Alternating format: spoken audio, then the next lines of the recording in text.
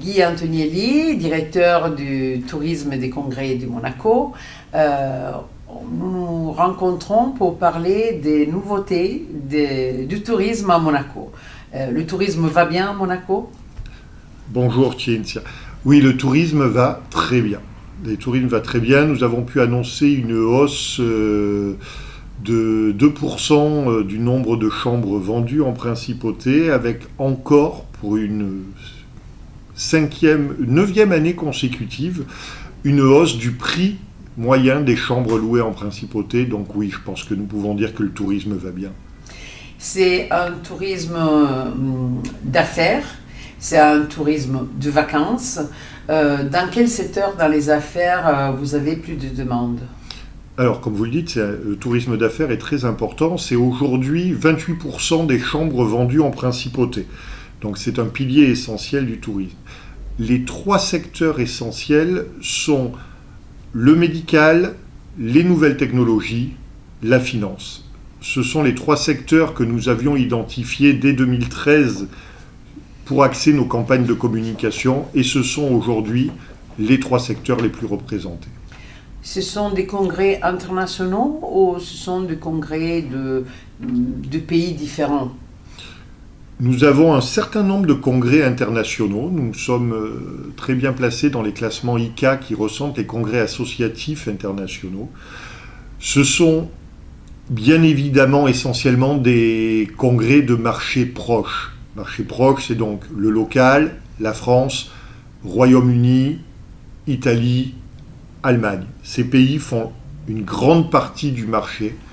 Et après, le marché américain qui est très important historiquement pour la principauté, mais qui est plus un marché d'incentive, donc de voyage de récompense, même si certains congrès américains viennent en principauté.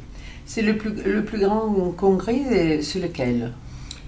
Alors, on va s'entendre sur le format de ce que nous appelons congrès. Si on est sur du congrès pur, aujourd'hui, le plus grand, c'est les rendez-vous de septembre, qui sont présents en principauté depuis 63 ans cette année. Énorme. Énorme, le plus grand congrès de réassurance en Europe, avec plus de 3000 participants. Si l'on va voir des événements qui sont à la limite du salon et du congrès, le congrès mondial de médecine anti-âge, anti-aging, a réuni l'année dernière plus de 11 000 participants. Mais on est sur un format salon avec des sessions de congrès et de conférences. Mais les 11 000 n'assistent pas tous aux conférences. Et pour retourner au tourisme vraiment classique, c'est-à-dire le tourisme de vacances, qui sont les touristes qui fréquentent plus la principauté? Les Italiens, les Anglais, les Américains? Quelles sont les nationalités? Les Russes? Alors, ce sont toujours les Français en premier. On veut dire, le tourisme français représente 19% des nuitées d'hôtel. Bien évidemment, une grande part en tourisme d'affaires, mais il reste quand même premier en tourisme de loisirs également. Deuxième, les Italiens. Troisième, le Royaume-Uni.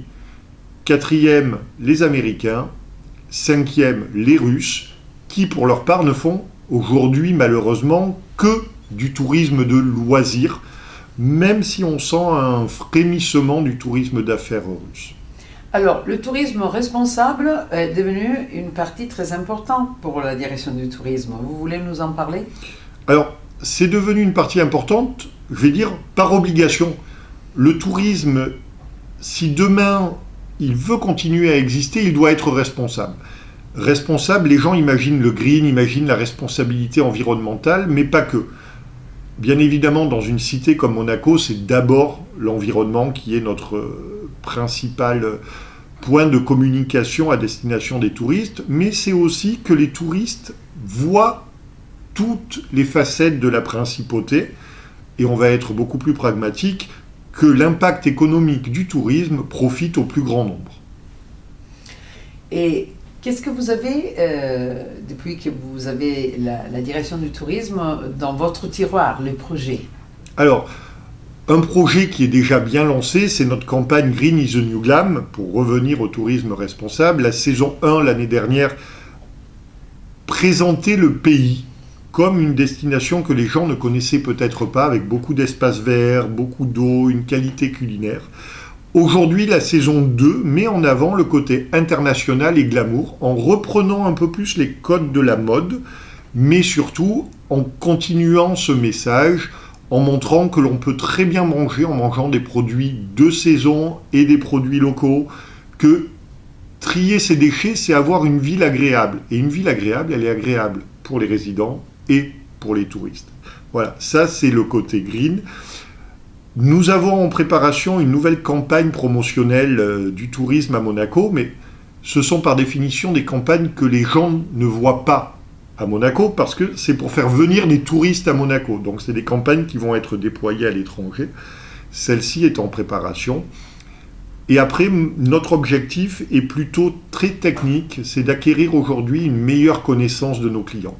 C'est-à-dire d'aller utiliser toutes les datas dont on va pouvoir disposer, que ce soit des datas de cartes bancaires, parce qu'on les achète auprès des GIE cartes bancaires, ou les données des opérateurs de téléphonie, pour connaître plus précisément qui vient à Monaco, combien de temps il reste, qu'est-ce qu'il dépense, mais pas uniquement à travers la fréquentation des hôtels, parce que nos hôtels fonctionnent quand même déjà très bien, on a un taux d'occupation quasiment de 68% à l'année.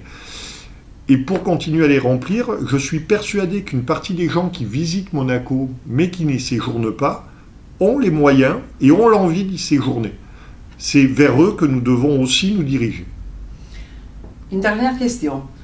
Vous allez en vacances. Quel endroit vous aurez bien aimé choisir?